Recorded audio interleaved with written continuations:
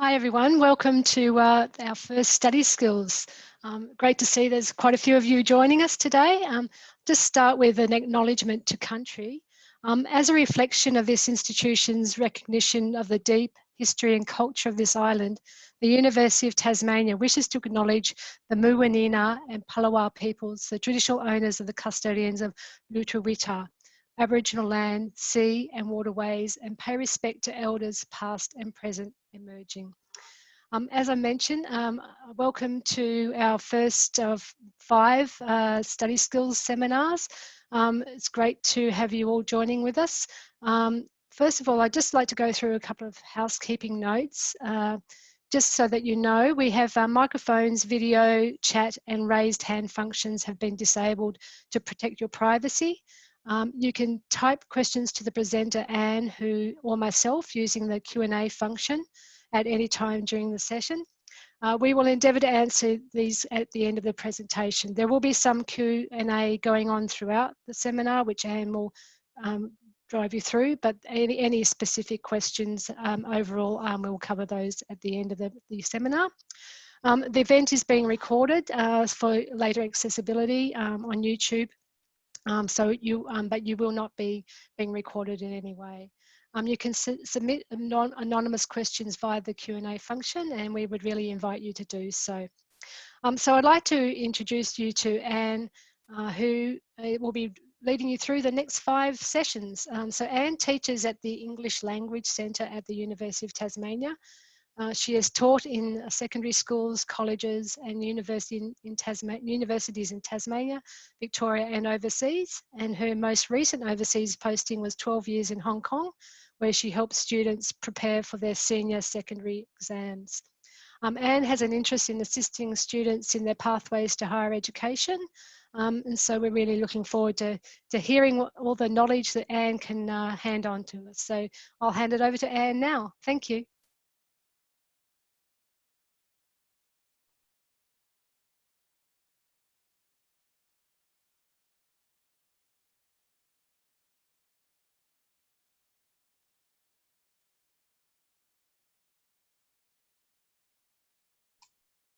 Oh, yes, and I hope you can hear me now. Thanks. I'm just looking at everybody's names that have been popping up, and it's really good to see such a wide variety of people that have joined. So that's really wonderful to see.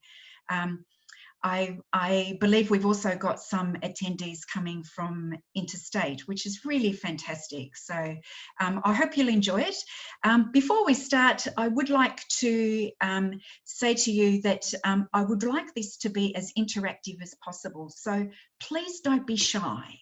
Don't be shy in participating in any polls that I've got. I've actually got 2 or 3 polls. I've got some question and answer little activities that I'd really like you to take part in. So please don't be shy. And as Jo said, there's also some questions that you can ask at the end. And I want to say that you may be feeling like, oh, I'm not going to say anything. I feel quite shy. I feel like I'm, you know, a bit foolish asking a question. But really, I've been a secondary school teacher before. There's no such thing as a silly question. So please ask, and Jo and I would be delighted to receive your questions and to see your input. So before we get the slides up on the screen, I just want to introduce the idea of critical thinking. So we're getting our, yes, great. So perfect timing. So the topic of today is developing critical thinking skills. Why? Why are we starting with this topic? The reason is that we believe that it is one of the core differences between your life as a secondary school student and your life as a university student. When you're at secondary school, you're doing essays and reports and presentations and of course exams, and by and large you will be required to reproduce what you have learned in your classes. At university it's different. At university you're required to go off and find your own information, and you're required to use your own judgment about what is credible or reliable information, And the way to do that is to develop and use good critical thinking skills. So I'll just go to the next slide here. So what is critical thinking? What is critical thinking? So we've got a little cartoon here, and there's sheep under a tree, and one of them is saying, "What's he doing? I don't know, I've never seen it before." And it looks like a joke, but it's actually not a joke. A lot of people don't know how to develop their critical thinking skills. And it is a skill that you need to learn. So what is it? Critical thinking is carefully thinking about information with the goal of deciding what to believe and what to do based on that decision. And also, as part of that, is to carefully think about your own prior opinions about something. It's, reassessing or rethinking what your own opinions are. So let's go to the next slide. Now, here I'd like you to jump in, if you don't mind. You can see that there is a Q&A poll down at the bottom, sorry, a Q&A little box down at the bottom. And the question is, what are some keywords we talk about with critical thinking? And I've given you an example, questioning. So when we use critical thinking skills, we question the information that's been given to us. We even question ideas that we've already had in our mind about a particular issue. So I'll give you a little bit of time. What are some keywords we think about when we talk about critical thinking? For instance, questioning.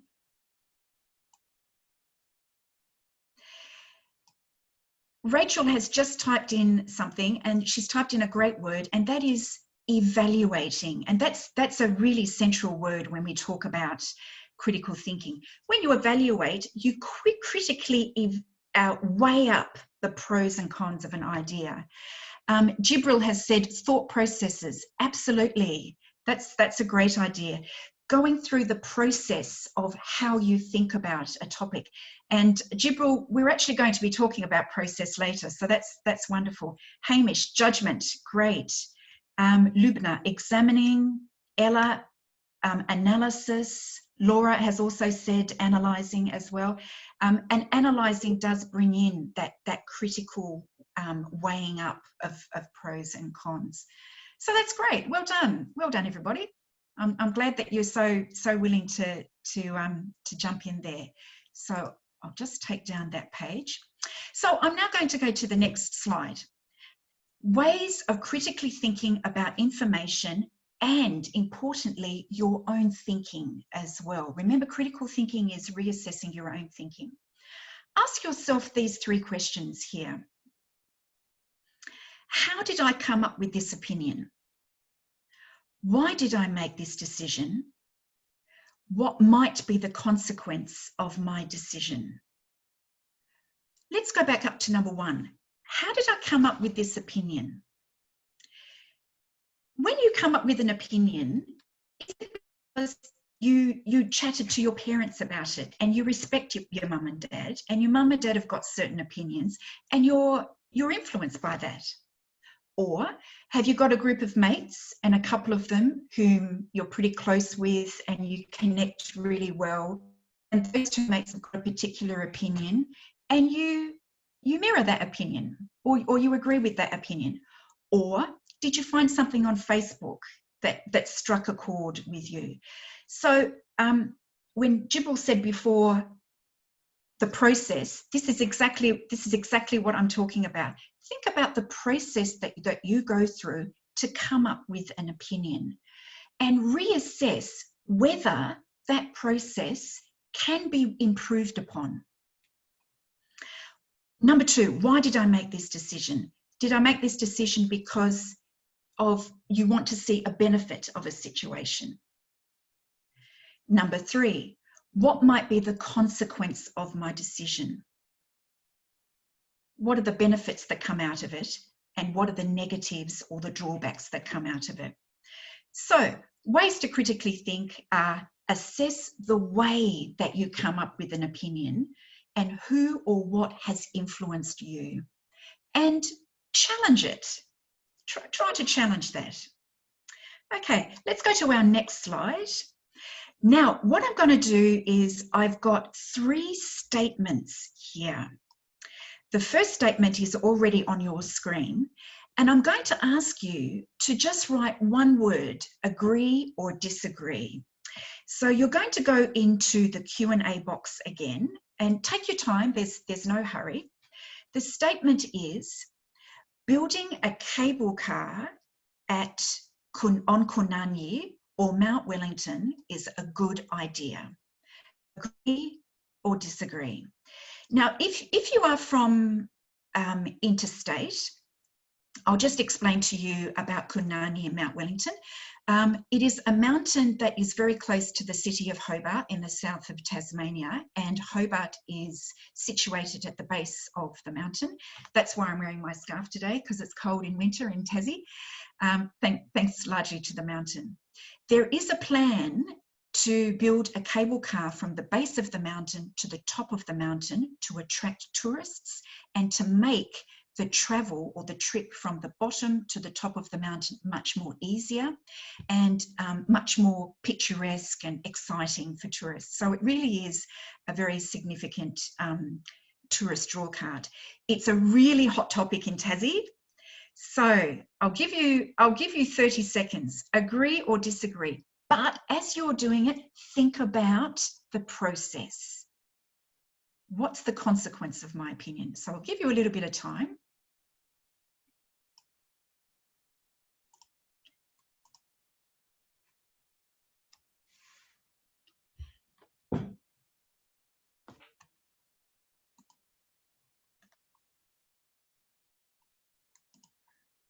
So we've got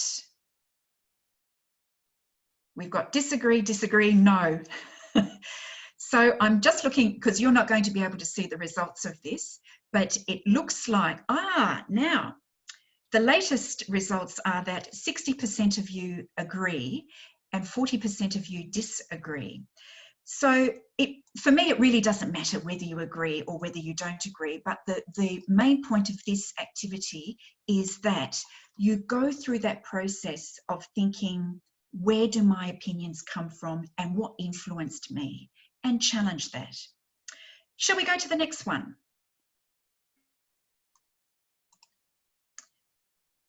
So the next one is, the legal age for drinking alcohol in Tasmania should be raised to 21 years. Agree or not agree? So here you've got your poll. And again, I'll give you a little bit of time to think about that. And I'll give you some background information. The legal age for drinking in Tassie is 18, but in some countries, the legal age is 21, for example, the United States. In some countries, there is no legal age at all. And of course, in some countries, you cannot drink at all. So it varies from country to country. So go right ahead and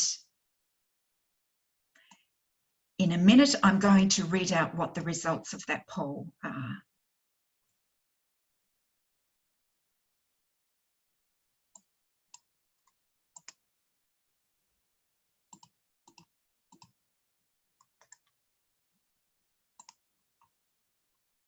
And I haven't quite got the results back of that. Oh, here we go. Thanks very much, Joe. Very efficient. So here we've got the legal age for drinking alcohol in Tasmania should be raised to 21 years, and 80% of you disagree with that. Once again, I'm not concerned about what your opinion is, but for you to think about what your process was when you came to that decision, and what the consequence of that decision is as well. Let's go to poll number 3. Aha. So face masks must be worn by secondary school students in Tasmania to stop the spread of COVID-19. agree or disagree. If you've been following the situation in Victoria now, you'll find that this is a really, really interesting topic. So once again, give yourself a little bit of time. Whatever your opinion is, what is the consequence of that?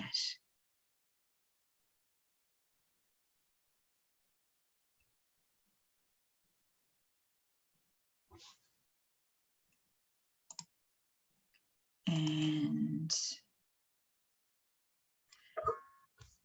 okay. And the results of that poll are: face masks must be worn by secondary school students in Tasmania to stop the spread of COVID-19. The result is very close. 55% of you agree and 45% of you disagree. That's an unexpected result. I'm quite surprised by that result, but it's once again, I'm not concerned by the result. I'm just concerned about the process that you go through when you come to that opinion. So thanks very much, everybody, for taking part in those three polls. Another thing that I think is really important to think about when you develop your critical thinking is step into the shoes of someone who disagrees with you. And we don't like doing it, do we? We don't like thinking, oh God, this person has said something that I really dislike. I don't like their opinion. It might even be offensive. But in order for you to refine and develop your critical thinking skills is think about where they're coming from. So the question you should ask yourself is, why might someone have a different opinion to me? Where are they coming from? What is it? What has happened in their life that has given them this particular opinion? Or who are the stakeholders in this issue? A definition of stakeholder is somebody or a group who are directly impacted by an issue. And get into the shoes of those stakeholders. So if you don't mind, Sarah, if you don't mind, if we can go back to the slide about Kunani, if you don't mind, the cable car. That's it. Yep, that's it. Oh, nearly there. That's it. Well done. Thanks, Sarah. So if we just use this as an example, this is such a hot topic in Tassie, and there are some stakeholder groups that are very directly involved in it. Just to help you with an idea of stakeholder, the stakeholders in this issue are the tourism industry in Tassie, people who want to join the tourism industry because it will provide much needed jobs. The Tasmanian Aboriginal community, who've got a very strong spiritual and historical connection to Kunani. The communities that live near the mountain where the cable car is going to be built, and there will be construction. So we've got the tourism industry, we've got young people who want employment in the tourism industry, we've got the Indigenous community, and we've got the areas that are directly affected by it. Get into their shoes. Why is this so important for them? And try to appreciate it from their point of view as well. So if we go forward 3 slides, Sarah. Sorry, that's it. If you ask yourself these questions, you become a better thinker, a more refined thinker, and your critical thinking is much more reasoned. Get into other people's shoes before you come to a particular opinion. All right, let's go to the next slide. Aha, now, to have good critical thinking abilities, you must distinguish between what is a fact and what is an opinion. And it's not easy. It really isn't easy. And so we need some skills to try to decipher the difference between the two. So let's go to the next slide. Let's have a look at fact. A fact is something which can be tested and proven to be true or not true. Remember, we can have false facts, can't we? We can have false claims. A fact can be proven through science, through documents, through visually seeing something yourself. So something that can be proven. Let's have a look at this statement here. Blunston Arena is located in Bellerive, Hobart. If you're from interstate, I'll just explain to you, Blunston Arena is probably the premier sporting venue in Tassie, and it is located across the River Derwent in the suburb of Bellerive. It's a fact. It's proven, because if I go to Google Maps and I type in Blunston Arena, it will take me there. If I get in my car, I can go there. I can see it with my own eyes. It's a fact. We cannot disprove that this is a fact. The other thing that we know that can help us realize if it's a fact is that the language used is objective. Now, what is objective language? Objective language is factual language that has no sensational or opinion-based words. An example of an opinion-based word is better or good, because they involve an opinion. So that leads us to our next slide here, and this is an opinion.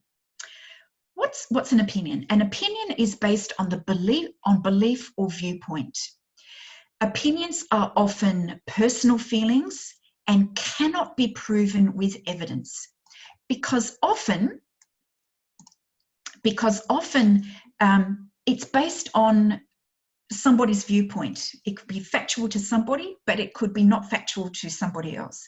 Let's have a look at the example. Blunston Arena is, oh, sorry, Sarah, if we can go back. Yes, Blunston Arena is not as good as the MCG. The MCG is the Melbourne Cricket Ground, the largest and most spectacular sporting ground in Australia, arguably. This is an opinion. Although 95% of Australians would agree with this statement, it is still only opinion. We know it's an opinion for two reasons. The first reason is we have some subjective language here. Good. What does good mean? And to whom is it good? Good doesn't mean that it's bigger, it gets bigger crowds, it's more exciting, it's famous, or does good mean you can get a close-up view of the action? You can park outside the stadium like you can do with the Blunston Arena. You can even chat to the players, because Blunston Arena is such a small arena, you can have close access to the players. So what is good? It's an opinion, excuse me, and good is a relative term. So anything that's relative cannot be proven. So we know that an opinion is something that is not necessarily true to everybody, and also the language is subjective. All right, let's go to the next slide. I'll just drink some water while we're changing the slide. Now, I'd like you to join in again, and I hope you will enjoy this. Again, don't be shy, and nobody's going to be embarrassed. You've got some statements here. So let's have a look. I'd like you to decide if each of these statements is a fact or an opinion. Now, remember, facts can be disproven as false claims, but they can still be considered as a fact. Number one, the earth is flat. Number two, dirty dishes, washing dirty dishes is annoying. Number three, fire needs oxygen to burn. Number four, you must go to university to become a professional teacher. 1, 2, 3, 4, 5. Number 5, Tasmania has done quite a good job to contain COVID-19. The next one, it is wrong to treat animals badly. And finally, it is always cold in Tasmania during winter. Okay, I'll give you a minute, take your time, fact or opinion?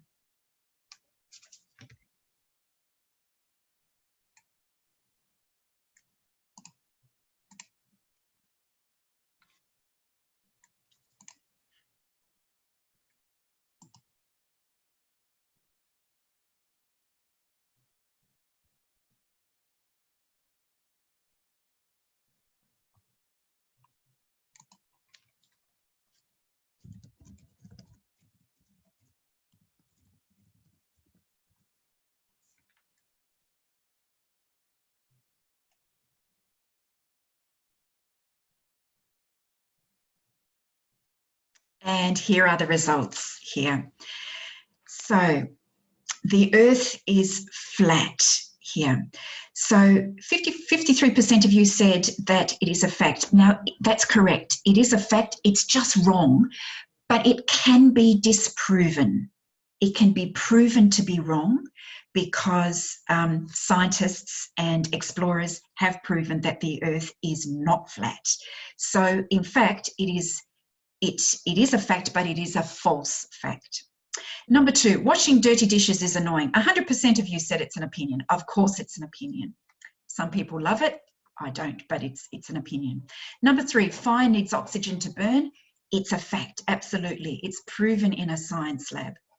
Number 4, you must go to university to become a professional teacher. 71% of you said that it is a fact, and it is a fact because it is in official documents in the Department of Education, in the education faculty in Tasmania, in universities, and it is also a fact with all schools who are employing teachers. It is legal, so it is a fact. You must have a university degree to become a professional teacher. Number 5, Tasmania has done quite a good job to contain COVID-19. 82% of you said it was an opinion, and you're right, it is only an opinion. It's got subjective language, and from the point of view of some people, for instance, sadly, of some people who have passed away in Tasmania, they may think that Tassie has not done such a good job. So you're correct, it is an opinion. Number 6, it is wrong to treat animals badly. Although we all agree it's wrong, what does wrong mean and what does badly mean? It's too relative and it's too subjective, and therefore it's an opinion, and 88% of you said it's an opinion, so well done. Number 7, it's always cold in Tassie during winter. 47% said it's a fact, and 53% it's an opinion. It's actually an opinion. It's an opinion because if you're from Queensland, you would think that that's true. But if you are a scientist based in Antarctica for 3 months, you'd think Tassie was pretty mild. So it's all relative. It's all relative. The other thing you need to look out for is the word always. That's absolute language, and that's a bit of a danger word as well, suggesting that that may be an unreliable opinion. All right, so thanks very much for everybody. Now, let's go on to bias. Knowing the difference between fact and opinion is important to us when we try to identify bias. What is bias? Bias is favouring one side, and by favouring one side, you do not favour another side. Some people may call that prejudice, but just for today, because we're talking about news and media, we'll call it bias. Where do we find bias? We find bias in the media, but we find bias everywhere. I'm sure you've been in a classroom where you've thought that a teacher was biased towards one of us and biased against another classmate. A sports commentator might be biased towards his or her favourite team and biased against another team. But for the purpose of us as university students, we'll talk about bias in information sources and news sources. So let's go to the next poll. You have a chart here. This chart is cited. It is a reliable chart, and it is students' course grades with Professor X and Professor B.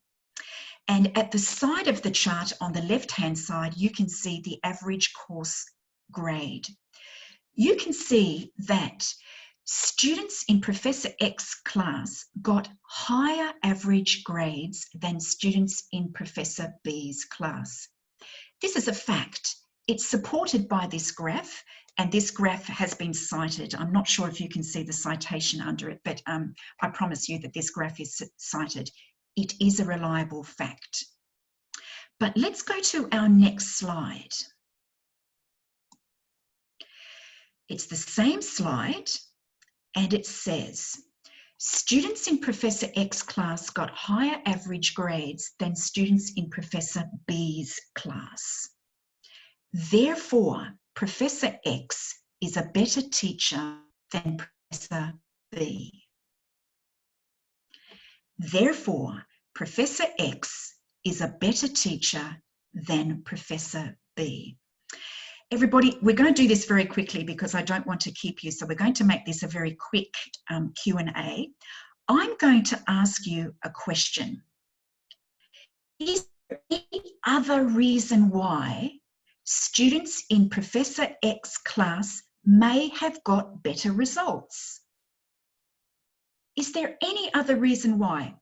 Apart from Professor X being an excellent teacher, which he maybe was, but is there any other reason why the students in Professor X class got better results?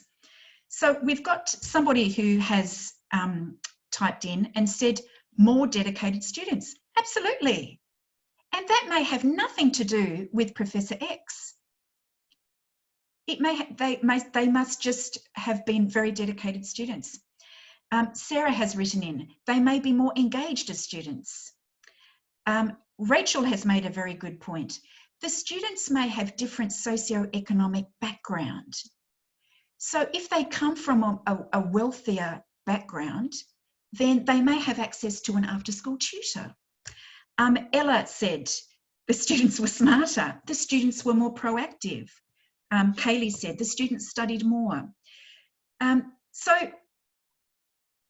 yes, absolutely, Cassidy has said maybe they're teaching different subjects. That maybe they're just totally different subjects. Maybe Professor B is teaching quantum physics. So of course the marks may be lower. And maybe Professor B was a harsher teacher. So we never know. So thanks very much for everybody. That's great. So the point is, we cannot come up with such a simplistic conclusion, can we, from this? Now, this is what we call, Sarah, if you don't mind, if we can go to the next, yes. Proven facts can be used to make weak, simplistic, or misleading conclusions. The facts of Professor X and Professor B cannot be argued because it's on the graph. It's a reliable graph. But the conclusion is misleading and simplistic. And this is what we call a logical fallacy. Logic means reasoning, and fallacy means untruth.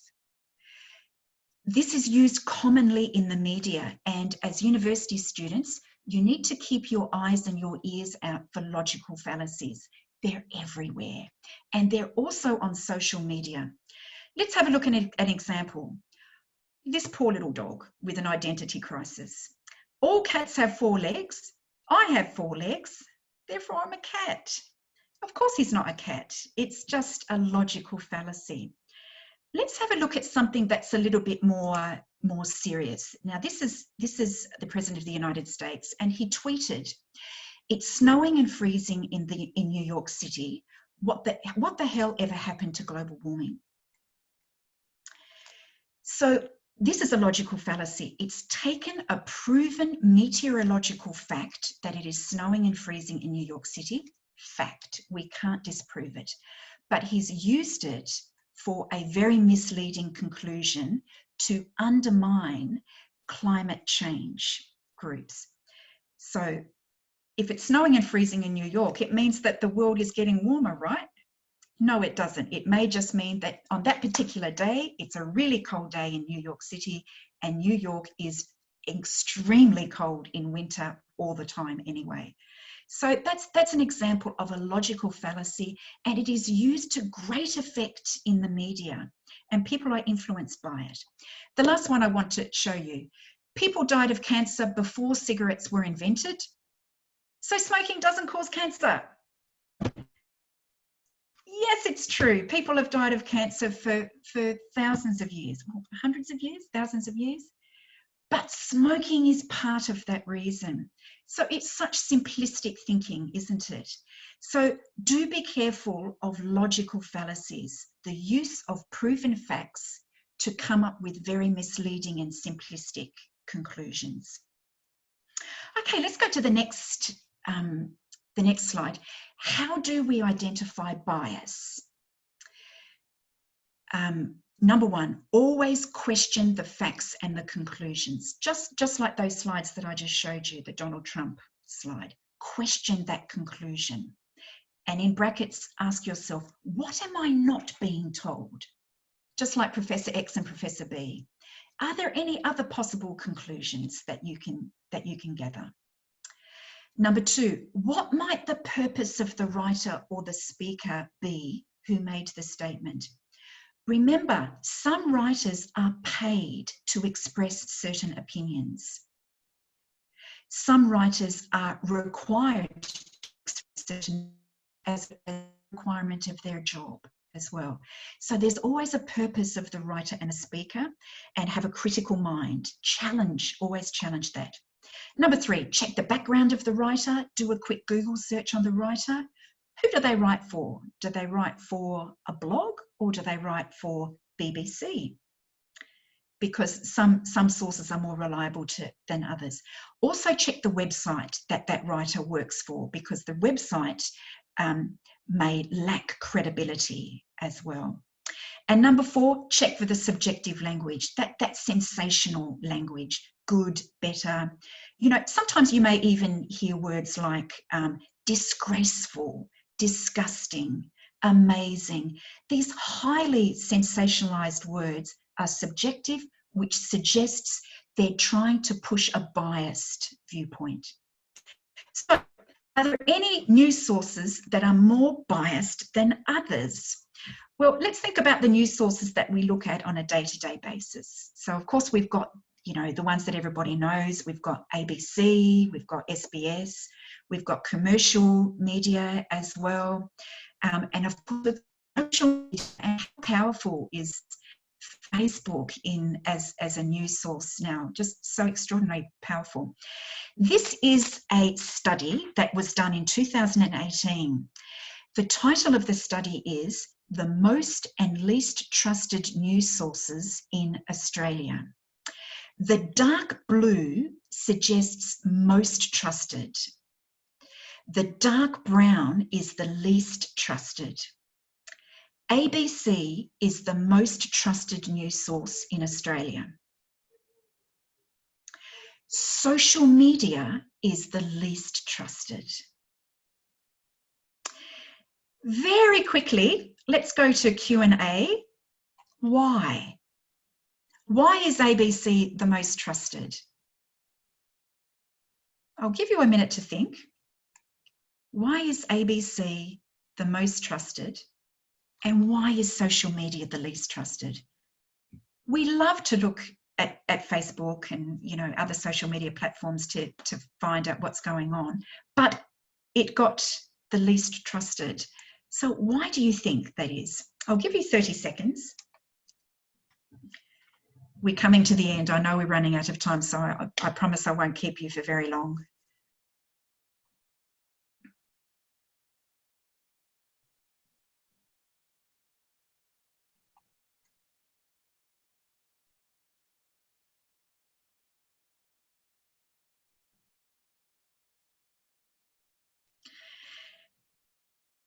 So we've got a comment from Rachel, who has said that the ABC is not funded by private individuals like Rupert Murdoch, and that's a good response. I don't know if you've heard of Rupert Murdoch. He is an extraordinarily wealthy and powerful media tycoon, shall we say, who owns a lot of media news sources, not only in Australia but around the world.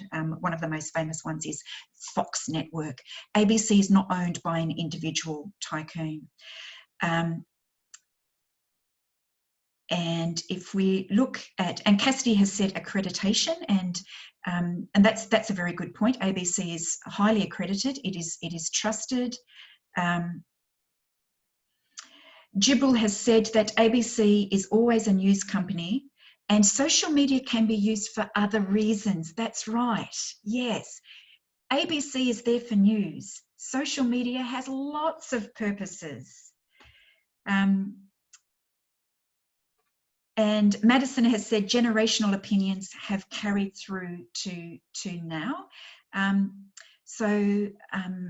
Madison, I'm wondering whether that refers to ABC or whether that refers to social media. And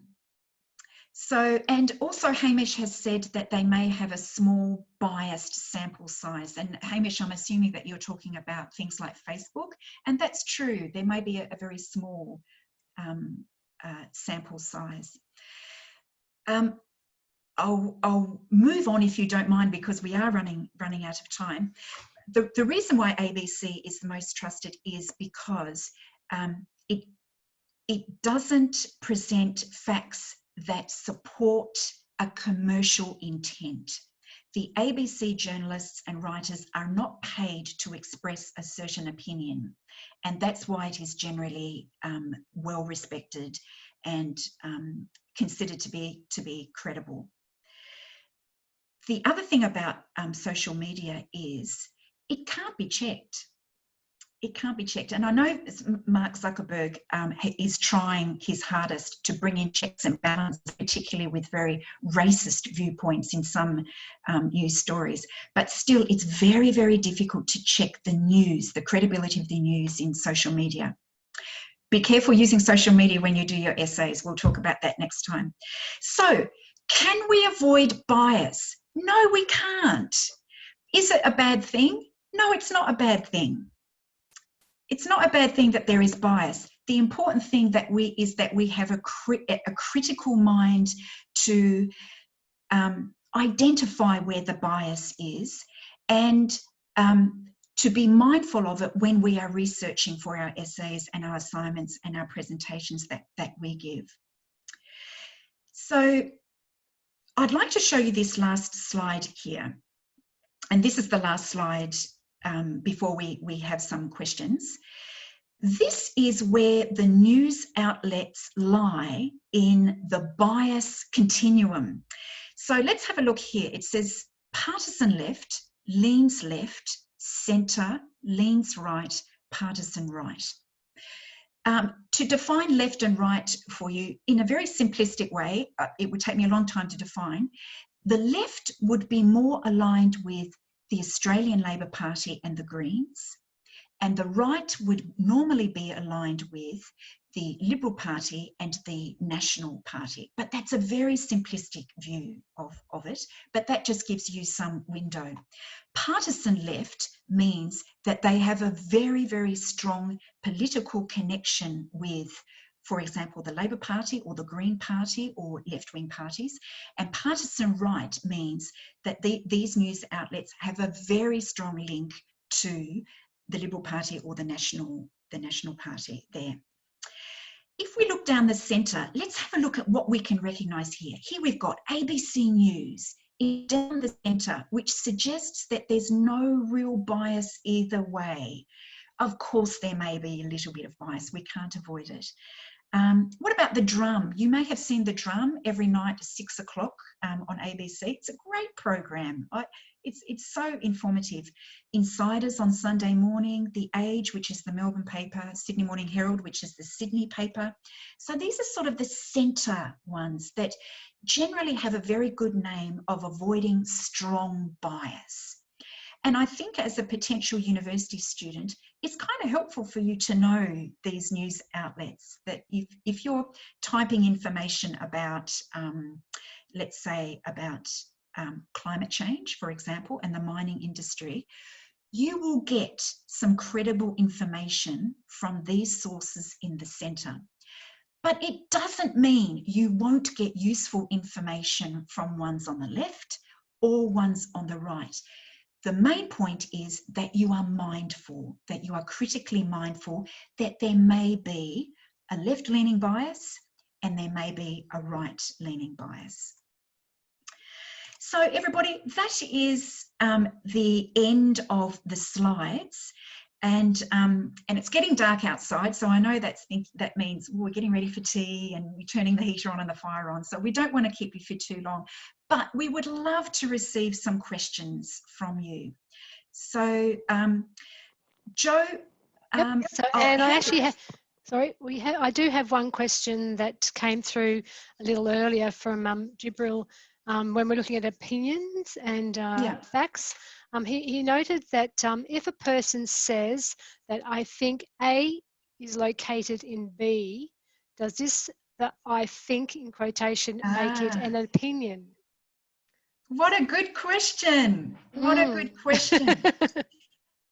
I think it is a person making a claim about a fact, whether that claim ends up being factually correct or not. For example, I think Blunster Arena is located in the suburb of Bellerive.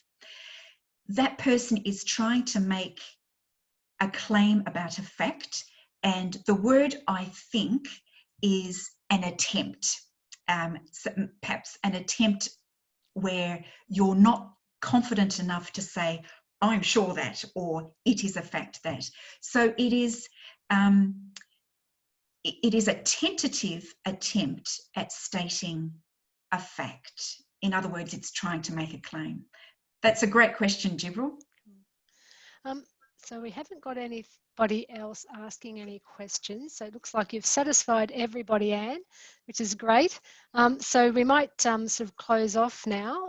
So we have got a little poll that we would love everybody just to quickly answer so that we can sort of make things more, improve. We're always looking to improve things. So we want to make the experience the best we can, and particularly we've got another 4 coming up. So where we can tailor for your needs, that would be really great for you to do that. And as we had just mentioned, we have got another 4 coming up. So next week on Wednesday at 4:30, we have one on researching, finding credible and relevant resources, which really leads in from where Anne has just been discussing around what is a credible source, and we'll be looking much more closely about how you can look into that and identify a good source. So the same link for the webinar will be the same one as today, and we'll send a reminder. Also, just so that you know, we will also, you'll be getting a link to the recording of this webinar. So I imagine a lot of you would love to revisit the slides that we've had, so you'll have an opportunity to do that. So thanks for tuning in, and we really look forward to meeting you all again next week. Thank you, everybody. Bye-bye. Bye.